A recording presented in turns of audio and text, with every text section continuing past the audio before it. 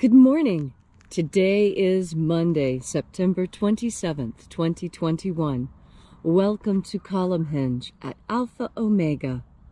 We're located halfway between Death Valley and Las Vegas, halfway between Joshua Tree to the south and Area 51 to the north, in the Mojave Desert of the Southwest United States. Welcome back, and thank you for joining us again for this magnificent reconstruction and revival of an ancient Christian ritual from the very, very first century after Christ. You see, in the 3rd century, magic was forbidden in Christianity. Before then, because the problem they were having is that Jesus was regarded as the greatest magician who ever lived. So magic was purged from Christianity.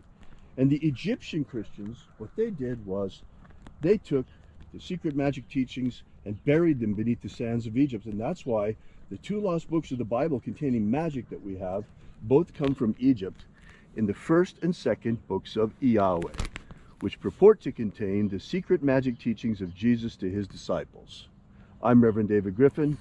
I'm Reverend Leslie McQuade. And this is the Lost Magic of Jesus Revival. The sun is the dispenser of light to the earth. May the living light of the God Force inflame our souls with abundant life. Our destiny lies amongst the stars, and to the stars humanity shall ascend.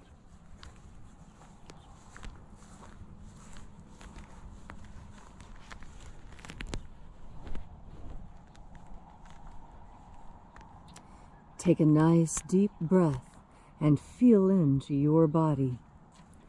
Breathe deeply. Feel each breath as it pours into you. Follow your breath as it spreads, nourishing your body. And as you are breathing deeply and feeling deeply into each and every part of yourself, visualize yourself as the tree of life, however it is you imagine that tree to be, and grow your branches up high into alpha sky. Drive your roots down deep into Omega Earth. I call on you in the east, Alpha.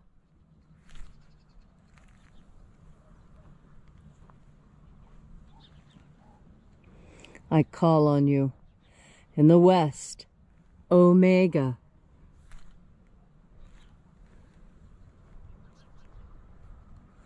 I call on you in the north, Alpha.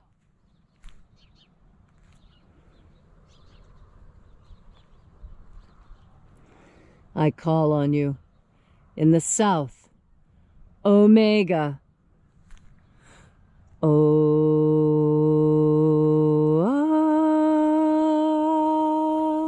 Alpha. At Omega. The beginning. And the end. And the path of the age between sunrise. And sunset. And the path of the sun between birth. And death. And the path of life between. Alpha. Omega.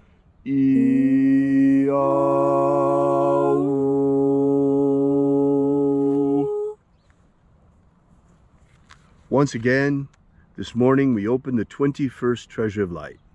We begin by reaching out to the angels in the invisible. Angels of the 21st Treasury, attend. Watchers, we know your names, so stand aside and grant us entry into the treasury. Ozaz. Ozaz. Eloes. Eloes. Azaias. Azaias. Let the watchers withdraw, and let us enter into the 21st Treasury of Light.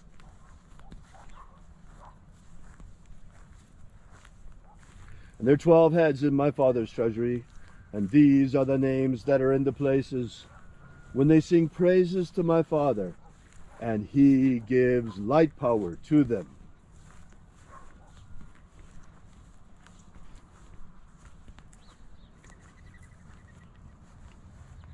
Zozo Ze'ai. Zozo Ze'ai.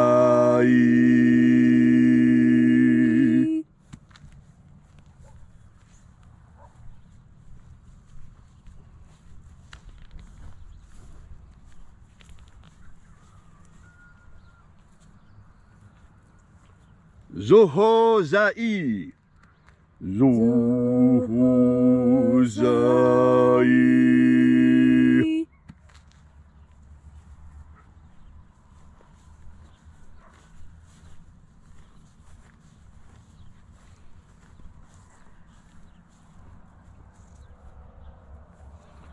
Tozazaksai. Tozazaksai.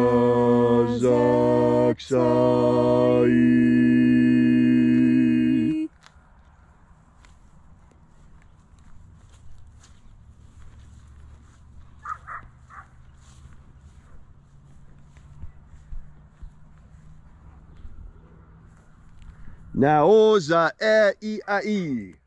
Naoza e I ai.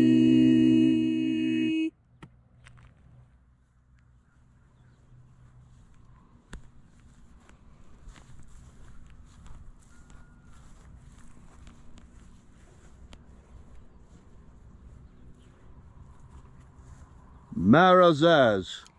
Marazaz.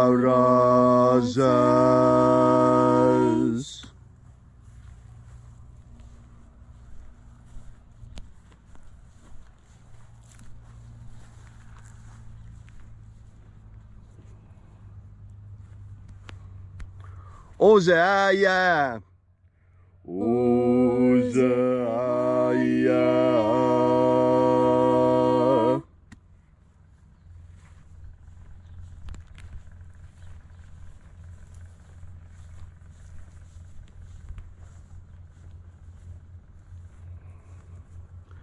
Oza, Oza. Oza, Oza.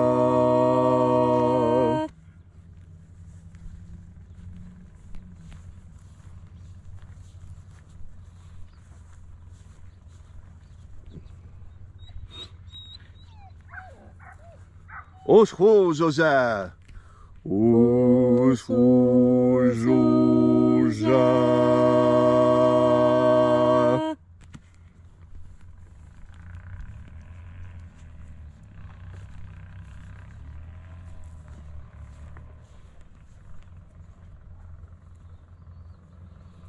Oza.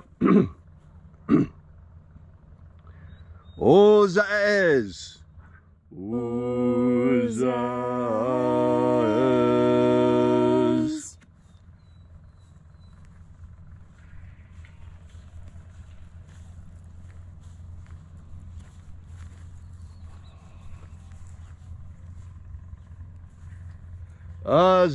Azaiaos.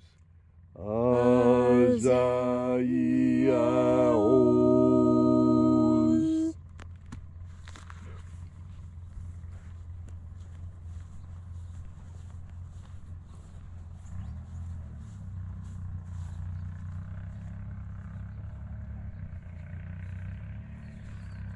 Naya ozaze.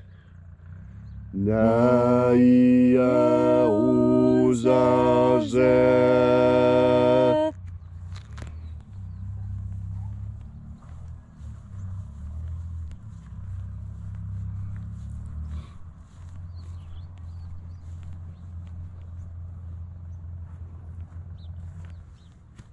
Aenazaz. Aenazaz.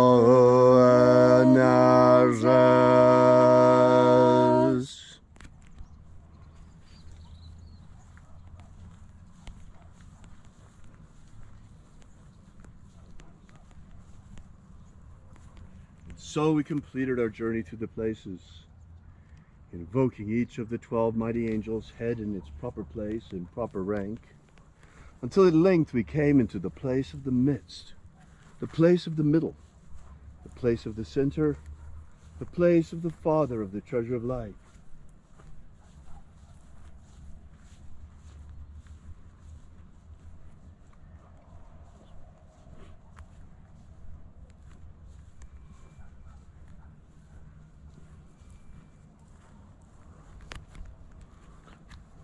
O Father of the 21st treasure of light, by your cipher and by your name, we invoke you, O Azi Ai, Let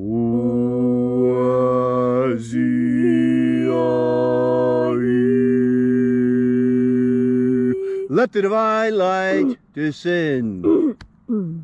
It is the intention of this ritual and our fervent prayer to establish human liberty worldwide. Establish human liberty worldwide. Abolish slavery in all its forms. Abolish slavery in all its forms. And set our people free. Set our people free. Restore the purity of our air. Restore the purity of our air. Of our water. Restore the purity of our water. Of our food. Restore the purity of our food. And our medicines. Restore the purity of our medicines.